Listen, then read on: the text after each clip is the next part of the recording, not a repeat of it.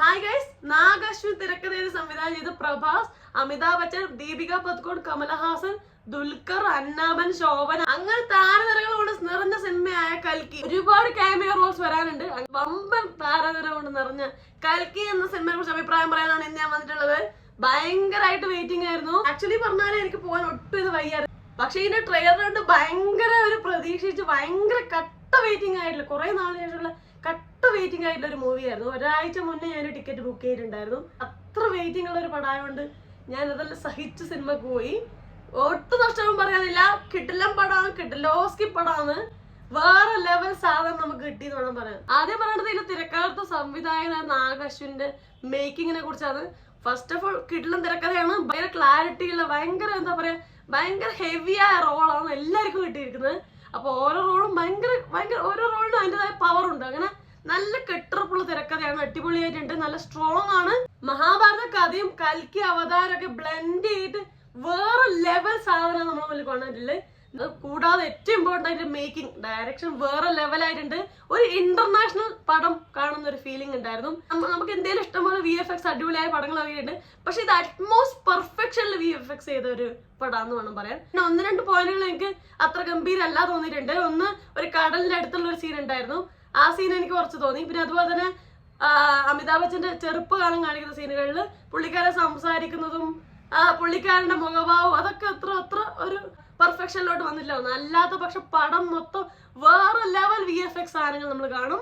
അപ്പൊ മറ്റു രാജ്യങ്ങളിൽ തീർച്ചയായിട്ടും ധൈര്യത്തോടുകൂടി പ്രൗഡായിട്ട് കാണിക്കാൻ പറ്റുന്ന ഒരു സിനിമ തന്നെയാണ്. ഇതിന്റെ VFX ക്രിയേറ്റീവ് പ്രൊഡ്യൂസറായ നവീൻ കിലാരുവിന് എടുത്തു പറയണം. അത്ര ഗംഭീരമായിട്ടുണ്ട് വേണം പറയാൻ. പിന്നെ സ്റ്റണ്ട് ചെയ്തിരിക്കുന്നത് King Solomon, Andy Long, Peter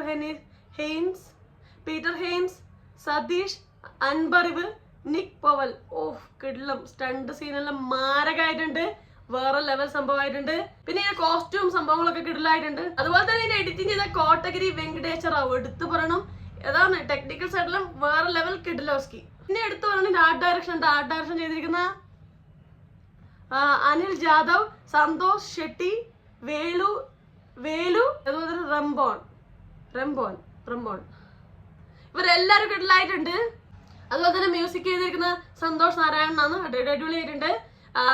എനിക്ക് ആദ്യത്തെ, അതായത് കൽക്കിയുടെ ഫസ്റ്റ് ട്രെയിലർ ഉണ്ടല്ലോ, റിലീസ് അല്ലാതെ മുന്നത്തെ ട്രെയിലർ, ആ ട്രെയിലറിൽ ഒരു മ്യൂസിക് സംഭവങ്ങളൊക്കെ ട്രെയിലർ ഉണ്ടായിരുന്നു. അത് ഗംഭീരായിരുന്നു.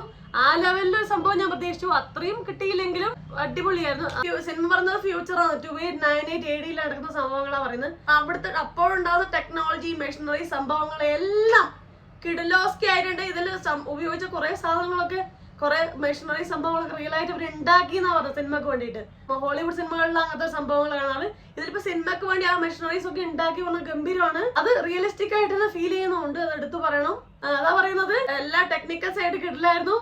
അതുപോലെ തന്നെ VFX സൈഡ് കിട്ടില്ലായിരുന്നു. മേക്കിംഗ് കിട്ടില്ലായിരുന്നു. വേറെ ലെവൽ സംഭവം സാധനം, അത്രേ പറയാനുള്ളൂ. പടത്തിൽ അമിതാഭ് ബച്ചന് വൻ റോളാണ്, വൻ ഹെവിയായ റോളാണ്. എല്ലാരും ഗംഭീരമായിട്ടുണ്ടെങ്കിൽ പോലും നമ്മളെ മനസ്സിൽ അല്ലെങ്കിൽ പടം ഒന്നും ഒരു പൊടിക്ക് കൂടുതൽ പടത്തെ തൂക്കിക്കൊണ്ടുപോയത് അമിതാഭ് ബച്ചനാണ്. അതിഗംഭീരമായ ആക്ടിങ് ആയിട്ടുണ്ട്. ഭയങ്കര ഓറയുള്ള മനുഷ്യനാണ് പുള്ളിക്കാരൻ. സ്ക്രീനിൽ വന്ന് പുള്ളിക്കാരന്റെ നോട്ടം, ഭാവത്തിലൊക്കെ ഭയങ്കര വെയിറ്റ് ഉണ്ട്. നല്ലൊരു ഹെവി ഫീലിംഗ് ഉണ്ട്. അത് പറയാതിരിക്കാൻ പറ്റില്ല. അതിഗംഭീരമായിട്ട് നമുക്ക് സിനിമയിൽ കാണാൻ പറ്റും. അതുപോലെ തന്നെ പുള്ളിക്കാരൻ ഈ പ്രായത്തിൽ ഈ സംഭവങ്ങളൊക്കെ ചെയ്യുന്നത്, അതും ഫൈറ്റായാലും എല്ലാം എന്ത് കിടലായിട്ട് ചെയ്യുന്നത്, ഈ പ്രായത്തിലാണ് ചെയ്യുന്നതെന്ന് ഓർക്കണം. അത്ര മാരകമായി ചെയ്തു വെച്ചിട്ടുണ്ട്. അതുപോലെ തന്നെ പ്രഭാസിന് വൻ തിരിച്ചുവരവായിരുന്നു. പ്രഭാസിന് മൻ സിനിമകളിൽ പരാജയപ്പെട്ടതിൽ കളിയാക്കിയവരും പറഞ്ഞവരൊക്കെ ഒരുപാട് പേരുണ്ട്. വളരെ മോശപ്പെട്ട സ്ക്രിപ്റ്റ് എടുത്ത് മോശം സിനിമകൾ അഭിനയിച്ചുകൊണ്ട് സംഭവിച്ചാണ്. അത് മാത്രമല്ല, ഇപ്പൊ മുന്നത്തെ സിനിമ സലാറിലൊക്കെ ബോഡിയൊക്കെ തിരിച്ചു വന്നിട്ടുണ്ട്. അതുപോലെ തന്നെ അഭിനയം ഏറെക്കുറെ തിരിച്ചു വന്നിട്ടുണ്ട്. ഇതിൽ അങ്ങനെയല്ല, കംപ്ലീറ്റ് കംബാക്ക് ആണ്. കിട്ടിലായിട്ടുണ്ട് പ്രഭാസ്. വേറെ ലെവൽ അടിപൊളിയായിട്ടുണ്ട്. പ്രഭാസ് അങ്ങനെ ഭയങ്കര മാസമായിട്ട് ഒട്ടും ചിരിക്കാതെ ഭയങ്കര ഇങ്ങനെ പിടിച്ചു നിൽക്കുന്ന ഒരു കഥാപാത്രമല്ല. കുറച്ച് ഹ്യൂമറൊക്കെ ഉണ്ട്. പുള്ളിക്കാരൻ അത് അടിപൊളിയായി ചെയ്തിട്ടുണ്ട്. പിന്നെ ദീപിക പദുക്കോണിന്റെ റോള് അടിപൊളിയായിട്ടുണ്ട്. പുള്ളിക്കാരിക്ക് കുറച്ചൊരു സീരിയസ് ആയ റോളായിരുന്നു. അത് പുള്ളിക്കാരി നന്നായി ചെയ്തിട്ടുണ്ട്, ഗംഭീരാക്കിയിട്ടുണ്ട്.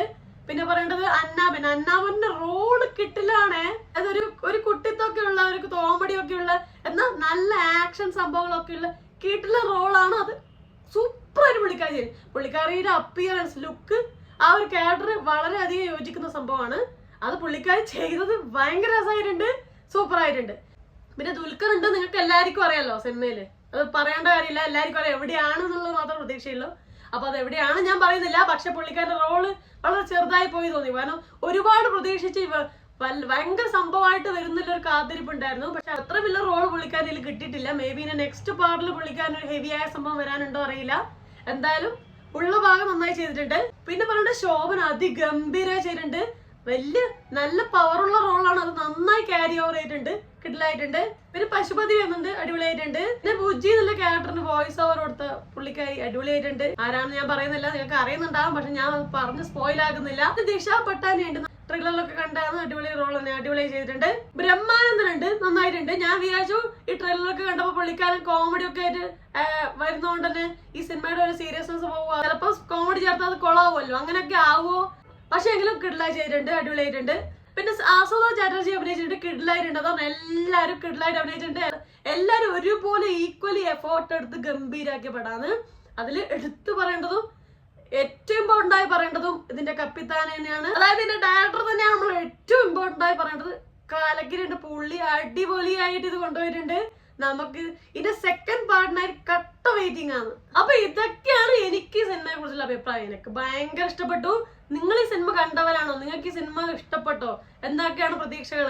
എപ്പോഴാ കാണാൻ പോകുന്നത്? എന്തൊക്കെയാണ് കാത്തിരിക്കുന്ന സംഭവം? എല്ലാം കമന്റ് ചെയ്യണേ. വീഡിയോ ഇഷ്ടപ്പെടാൻ ലൈക്ക് ചെയ്യുക, സബ്സ്ക്രൈബ് ചെയ്യുക, ഷെയർ ചെയ്യുക, കമന്റ് ചെയ്യുക. അപ്പൊ പറഞ്ഞ പോലെ എല്ലാവരും ഹാപ്പി ആയിട്ടിരിക്കുക. മറ്റൊരു റിവ്യൂ റിയാക്ഷനോ സോഷ്യലി ഷെയർ നെക്സ്റ്റ് ടൈം കാണാം. അത് വരെ ബൈ ബൈ.